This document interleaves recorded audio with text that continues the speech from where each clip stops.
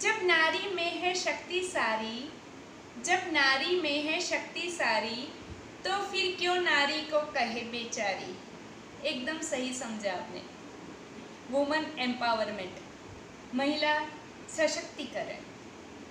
महिला सशक्तिकरण क्या है? महिलाओं को बढ़ावा देने के लिए गवर्नमेंट ने काफ़ी सारे अभियान चलाए, जैसे कि बेटी बचाओ बेटी पढ़ाओ, उसमें बहुत अच्छे से वर्क हुआ है। और इवन गांव में, सिटीज़ में, पहले क्या था, गांव में जब लड़की पैदा होती थी, इवन सिटीज़ की भी बात करें तो जब लड़की पैदा होती थी तो किसी को अच्छा नहीं लगता था, लेकिन आज जब घर में लड़की पैदा होती है तो बहुत अभिमान होता है कि अरे मेरे घर पे लड़की पैदा हुई है, और हम गर्व से बोलते हैं। तो बस इसी तरह बीच में एक अभियान आया था गवर्नमेंट की ओर से, सेल्फी विद डॉटर्स। तो वो भी क्या है ना, धीरे धीरे इस चीज़ की अवेयरनेस आती है कि लड़कियां भी कुछ है, उसका इम्पोर्टेंस दिखाने के लिए अभियान चलाए जाते हैं। और जैसे कि बेटी बचाओ बेटी पढ़ाओ के अभियान के अंतर्गत एक सरपंच ने क्या किया पता है? हरियाणा की बात है, छोटे से गांव की बात है। तो उन्होंने, एक सरपंच ने एक सबसे बड़ी जो पढ़ी लिखी लड़की थी छोटी, तो उसको एक दिन के लिए सरपंच बना दिया।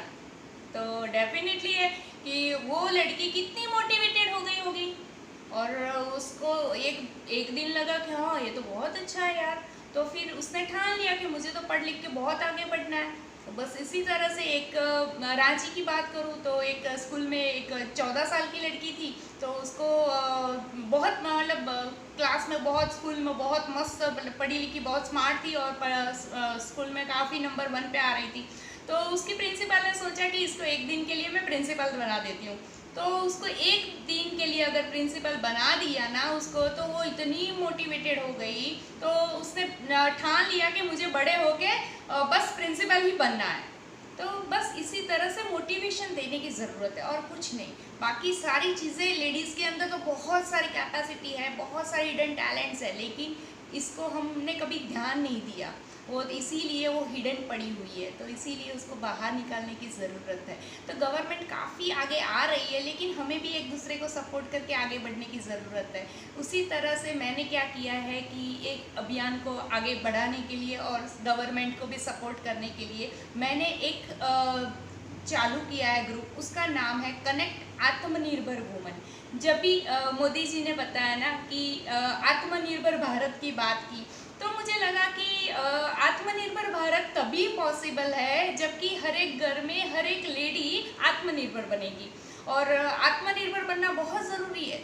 सिर्फ पैसे के लिए बात नहीं कर रही हूँ, पैसे तो मान लीजिए काफ़ी लोग ऐसे भी हैं कि अच्छा घर में बहुत सारे पैसे हैं तो वो सोचती है कि मुझे आत्मनिर्भर बन के क्या करना है, लेकिन नहीं, मैं ये मानती हूँ कि हर एक लेडी को आत्मनिर्भर बनना चाहिए, और अपने आप का खुद का एक आइडेंटिटी होना चाहिए। जैसे कि किसी की बहू, किसी की बेटी, किसी की वाइफ, उससे पहचान बनाओगे। अपनी लाइफ है, अपनी खुद की तो कुछ पहचान होनी चाहिए ना। जैसे कि आज मुझे सब लोग जानते हैं कि पारुल पटेल के नाम से, और पारुल पटेल कौन? तो एक एंटरप्रेन्योर, बिजनेस वूमन, एक योग कोच, काफ़ी तरह से मेरी पहचान है।